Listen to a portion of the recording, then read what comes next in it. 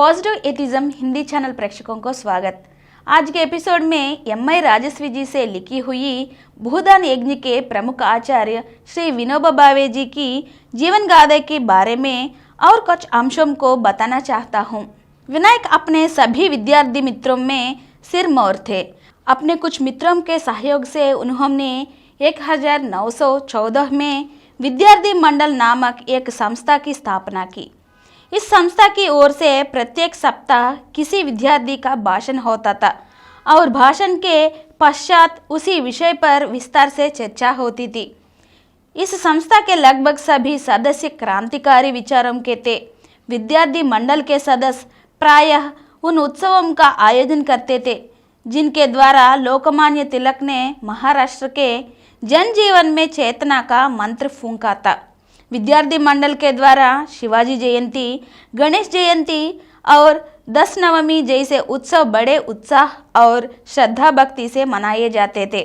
विद्यार्थी मंडल की सभा में विनायक द्वारा दिए गए भाषणों के बारे में उनके बाल सखा श्री गोपालराव काले लिखते हैं, विद्यार्थी मंडल में विनोबा जी के भाषण यद्यपि बहुत थोड़े लोगों के समाने होते थे, लेकिन वैसे व्याख्यान उनके मुंह से बंद में मैंने आज तक नहीं सुने।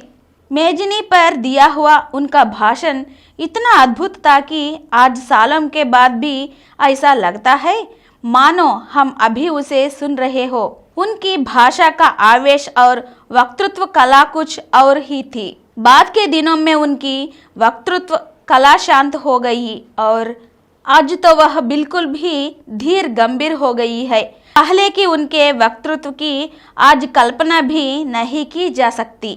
विद्यार्थी मंडल का अपना एक पुस्तकालय भी था जो उनके सदस्यों ने भिक्षा मांगकर बताया था। इस पुस्तकालय में उच्च कोटि की लगभग 1600 पुस्तकें एकत्र हो गई थी। बाद में इस पुस्तकालय की सभी पुस्तकें साबरमती आश्रम को दे दी गई। विनायक के क्रियाकलाप धीरे धीरे उन्हें उस मंजिल की ओर अग्रसर कर रहे थे जहां पर पहुंचना ही उनका मुख्य उद्देश्य था।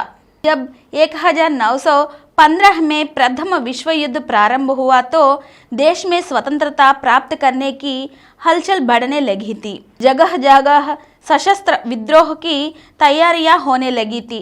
विनायक अपने देश की स्थिति पर दृष्टि रखे हुए थे। देश सेवा की भावना उनके मन में भी हिलोरे लेने लगी थी, किंतु उनके मन में हिंसा और प्रतिशोध का नामो निशान तक न था। उनके मन में आध्यात्मिक विचार बड़ी तेजी से घूमने लगे थे। इसी बीच विनायक ने मराठा इतिहास की एक विशेष घटना पढ़ी जिसने उनके मन पर गहरा प्रभाव डाला। यह घटना उस समय की है जब शिवाजी ने सिंहगढ़ का किला जाता था।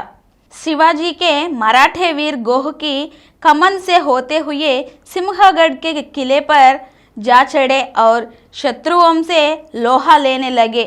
इस लड़ाई में शिवाजी का विश्वस्त साथी वीर तानाजी मारा गया। उनके मरते ही मराठा सैनिकों में भगदड़ मच गई और सैनिक उसी कमन से उतरकर भगाने का प्रयास करने लगे जिससे होकर वे ऊपर आए थे। तब तानाजी के भाई सूर्याजी ने आगे बढ़कर कमंद को काटकर फेंक दिया। सैनिकों के नीचे उतरने का आधार तब समाप्त हो गया था। इसी कारण मौत अवश्य भावी मानकर मराठा सैनिक दुगने जोश से लड़ने लगे। शत्रुओं के छक्के छूट गए और अंततः सिंहगढ़ का किला मराठों ने जीत ही लिया। रस्सा काट देने के बाद विनायक के मन में जम गई। सांसारिक माया मोह और आसक्ति से मुक्त होकर वे आध्यात्मिक क्षेत्र की ओर बढ़ना चाहते थे और उसी में देश सेवा समाज सेवा करना चाहते थे। इस क्षेत्र की ओर बढ़ने से पहले वे अन्य सभी मार्ग अपने लिए बंद कर देना चाहते थे ताकि अन्य कोई मार्ग मन को आकर्षित ना कर सके। अगले एपिसोड में फिर मिलेंगे। धन्यवाद। और कुछ वीडियो के लिए 18 करोड़ ऊपर के व्यूज हासिल किए डॉक्टर समरम मल्टी चैनल नेटवर्क समर्पित पॉजिटिव एथिज्म हिंदी चैनल को सब्सक्राइब कीजिए और नीचे हुए घंटे के निशान पर दबाइए। Please download Samaram multi-channel app and watch your favorite channels from your mobile. App available on Google Play Store and subscribe to the channels.